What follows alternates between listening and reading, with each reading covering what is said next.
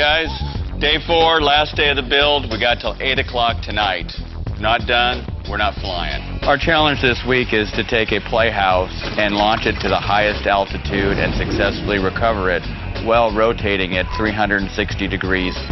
This week's challenge is inspired by the American classic, The Wizard of Oz. Somehow we have to fix the witch to the structure and to get it to separate at apogee. You need to go. Do it. Okay. Hey, let's roll this thing out. I have a feeling that there are going to be different designs, and I'm really curious to see another way of doing things.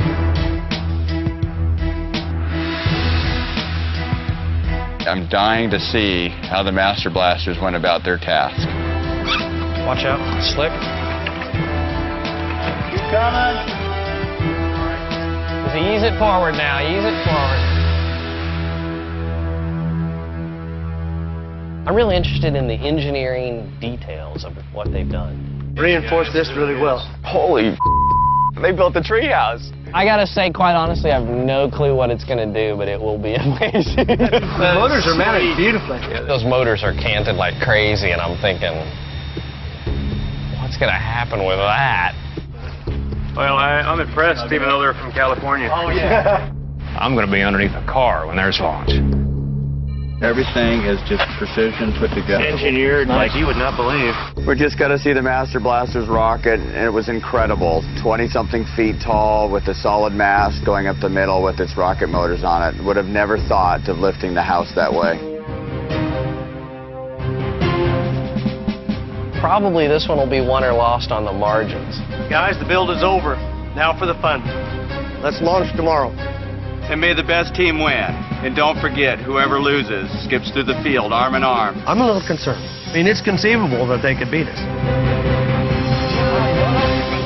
To win the challenge, teams must reach the highest altitude. The house must complete at least 3 revolutions. Dorothy and the house must land safely. And the witch must deploy away from the house.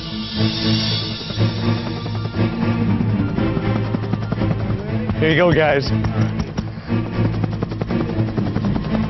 I'm really hoping that the Rockaholics have success. Not in beating, but in having a successful flight. 10, 9, When my finger's on the button, my heart's always pounding because you never know which way it's going to go. 3, 2, 1.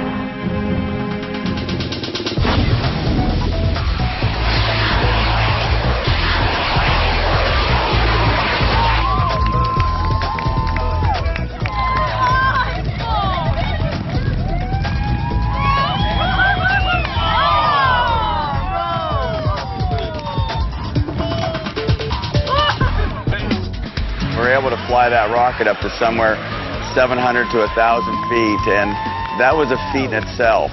The house was spinning, and we had set it up to where some of the fencing would fall off, and the fencing was falling off perfectly, just like we wanted.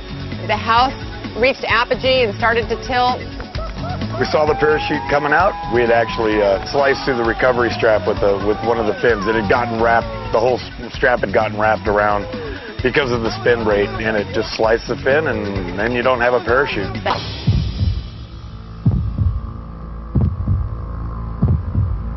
All right, I don't need to tell anybody, but it's a heads-up launch.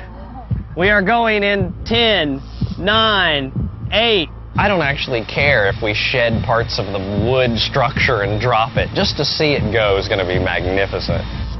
6, 5. And when it gets down to 5, you're going, hold on, baby, hold on. Everything go right. Don't explode.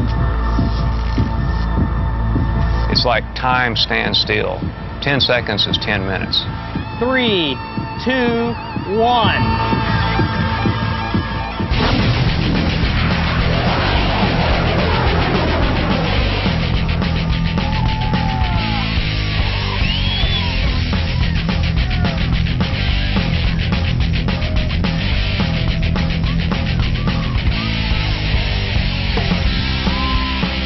When the launch button was pushed and those motors roared to life all at the same time and it roared skyward, it was gorgeous, absolutely gorgeous. It starts spinning slowly as it's going up and gains a little speed towards the top.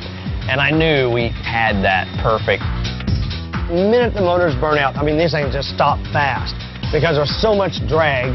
So it's coming down, it's oriented correctly, But the main parachute is slow coming out. Finally, it works its way out of there and finally popped. But when it did, it actually snapped the line, which is good for 3,000 pounds of pressure. But it just snapped. As soon as the